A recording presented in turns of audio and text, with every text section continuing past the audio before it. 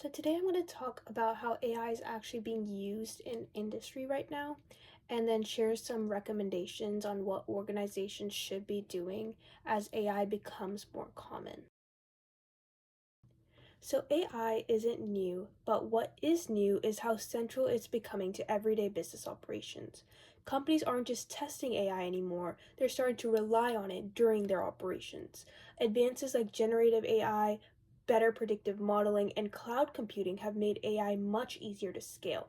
The big idea here is that companies aren't successful just using AI, they need to know how to use it well.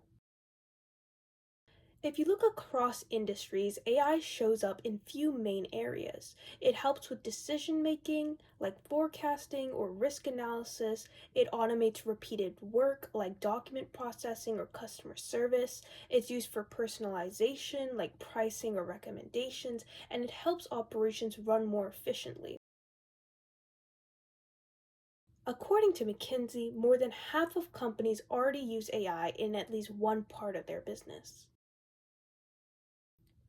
So let's move on to some examples from the industry.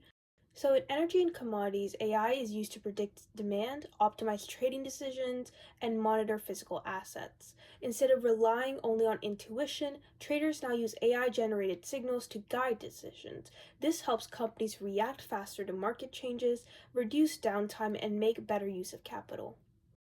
The next industry is finance. So in finance, AI is used from credit scoring and fraud detection to trading algorithms. One big shift is that models are no longer static, they learn and adapt over time.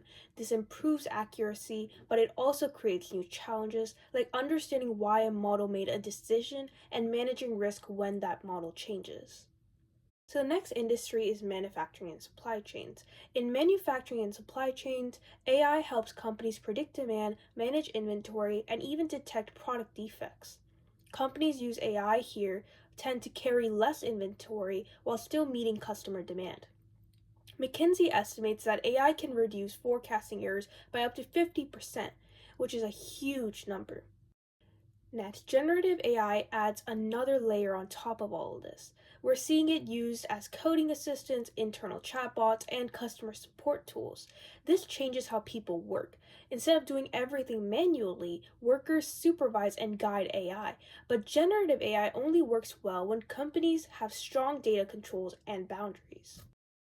So some of the key challenges that I observed was that even though AI is powerful, there are some problems. Data isn't always clean or connected. There's a shortage of people who understand both AI and the industry they're working in. Many systems aren't fully explainable, which makes trust harder. And the OECD points out that without good governance, AI can increase bias and risk, especially in important decisions. Okay, so let's move on to the recommendations. So the first recommendation is focus on use cases, not hype. One big takeaway is that companies shouldn't chase AI trends just because they sound exciting. The best results come from focusing on specific problems that actually matter, like cutting costs, improving accuracy, or reducing risk. A common best practice is to start small, test the idea, measure the results, and then scale it up. The second recommendation is keeping humans involved. AI should support people, not completely replace them. This is especially important in industries like finance, trading, healthcare, and energy. The OECD emphasizes that human oversight helps keep systems accountable and reduces the risk of bad outcomes.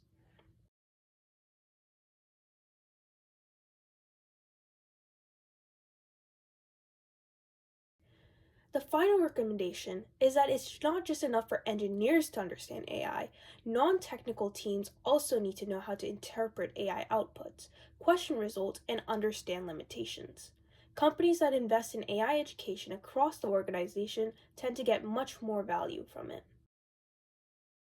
To wrap up, the companies that lead in AI aren't necessarily the ones with the most advanced models.